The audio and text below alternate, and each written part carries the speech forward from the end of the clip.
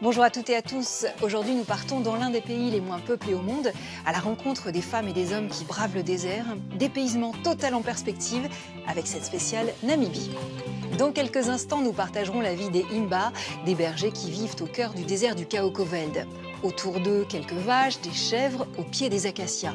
Un quotidien qui résiste au mirage de la modernité.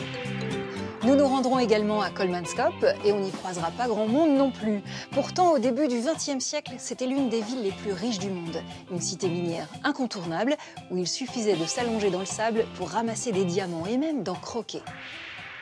Allez, pour commencer, c'est auprès des Ovambo qu'on fait nos premiers pas en Namibie. Ils habitent le nord du pays, une terre rude, où pour survivre quand on est une femme, il faut savoir s'appuyer sur les autres femmes. L'écrivaine Nechani Andreas l'a éprouvé, elle en témoigne, c'est l'inspiration. Au beau milieu du désert de Namibie, depuis des dizaines de millions d'années, pousse une plante pas bien jolie. C'est le clin d'œil de Thomas Chauvineau. Ok, elle est moche. Très moche même.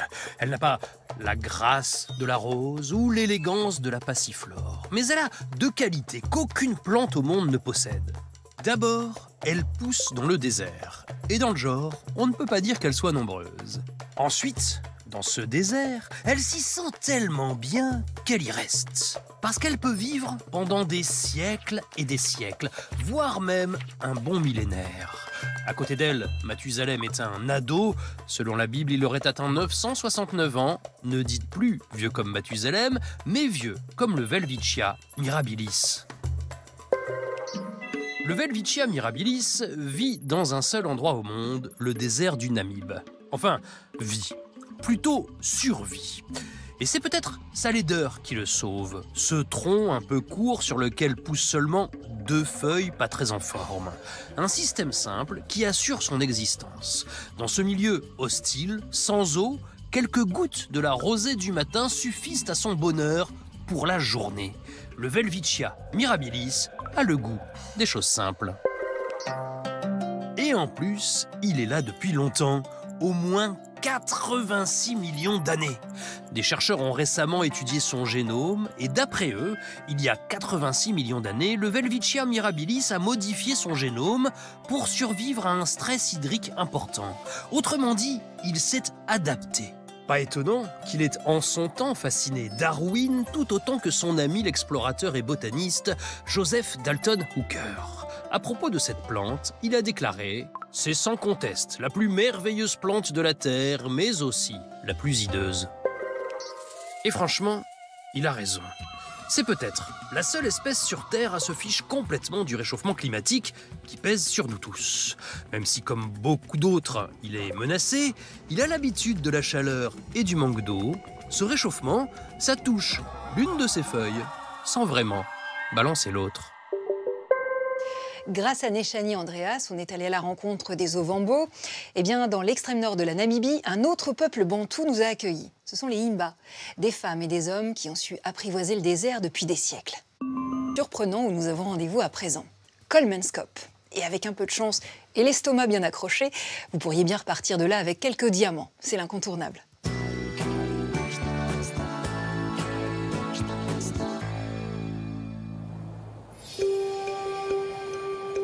Dans le sud-ouest de la Namibie, une ville fantôme battue par les vents venus de l'océan Atlantique tout proche.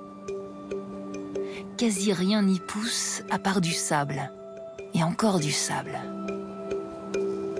À une dizaine de kilomètres à l'est de l'enclave portuaire de Lüderitz, l'ancienne cité minière de Kolmanskop semble tout droit sortie d'un western qui mettrait en scène la ruée vers le diamant. Il y a plus d'un siècle, les colons allemands y ont fait pousser une oasis à leur image. Incontournable Kolmanskop qui cache une toute autre histoire. Celle du détournement d'une invention salvatrice à des fins mercantiles. Le guide touristique William Thompson nous replonge dans l'âge d'or de ce que fut cet empire germanique. Le premier diamant a été découvert en 1908. Sur le chantier du chemin de fer entre Lüderitz et Aarhus, Zacharias Lewala a trouvé une pierre précieuse qu'il a tout de suite ramenée à August Staur, son superviseur. C'était la première. August Stauer était très intelligent. Il a testé la pierre contre le verre de sa montre et s'est tout de suite attribué des permis d'exploitation avant de prévenir son gouvernement. Concrètement, il est devenu millionnaire en un temps record. August Stauer abandonne son poste au chemin de fer et extrait d'autres diamants des sables de Kolmanskop. Assurant ainsi ses arrières, il informe le pouvoir allemand qui rentre à son tour dans la partie. En 1908, le gouvernement allemand envoie un représentant pour évaluer la situation. La concession pour l'exploitation et la prospection minière des diamants a été octroyée à la DKG, la société coloniale allemande.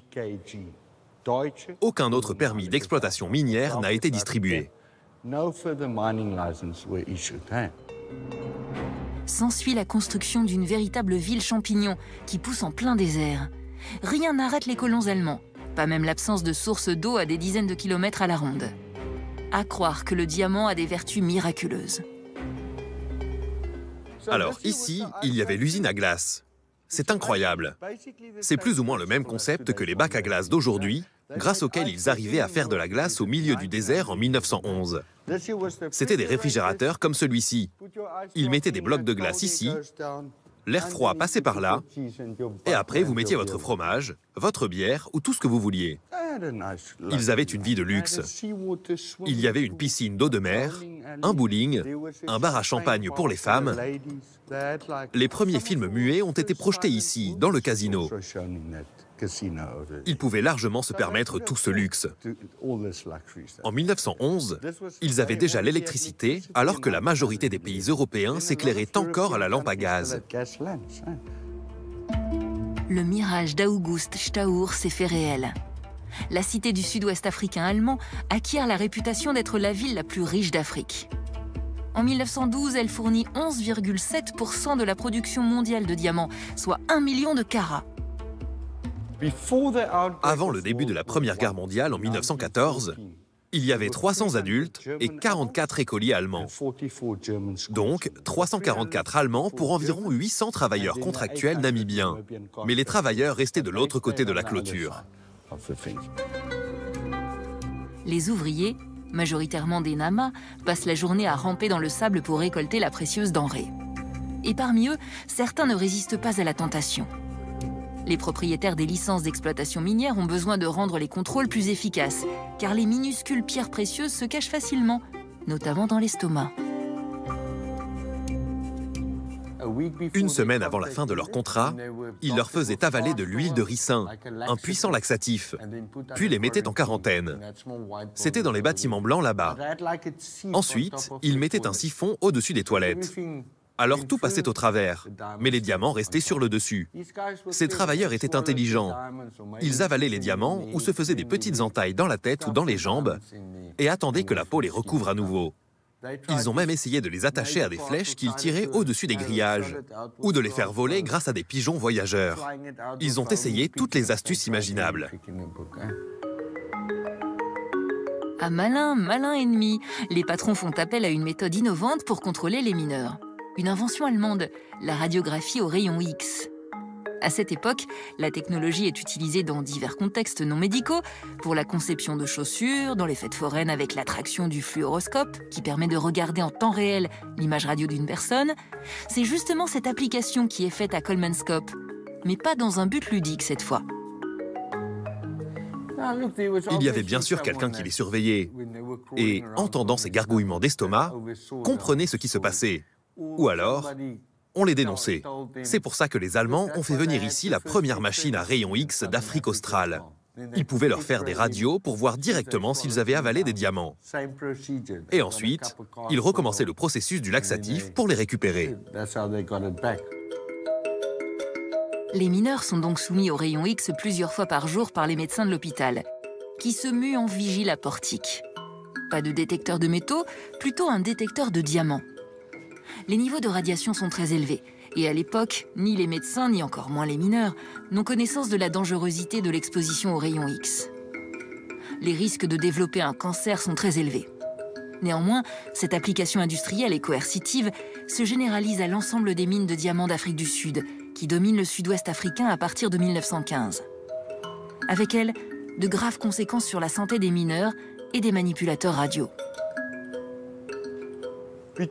Entre 1908 et 1914, avant l'éclatement de la Première Guerre mondiale, ils avaient déjà sorti 5 millions de carats, soit 1 tonne de diamants.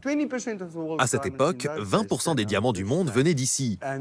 Et puis la plupart des gens sont partis en 1928 lorsqu'ils ont découvert des diamants ailleurs qui étaient 6 fois plus gros. Un magasin, le Laden, et l'hôpital, qui était un hôpital régional à l'époque, sont quand même restés ouverts. Mais en 1958, tout le monde est parti d'ici. Coleman Scope a été laissé à l'abandon. De nos jours, cette technique anti-vol a toujours cours dans les mines de diamants de l'Afrique australe. Mais les doses de radiation ont été drastiquement réduites, avec toujours des doutes quant à leur caractère inoffensif. Et voilà, c'est la fin de cette spéciale. On se retrouve lundi et comme on dit en Oshiwambo, Oshiliwete.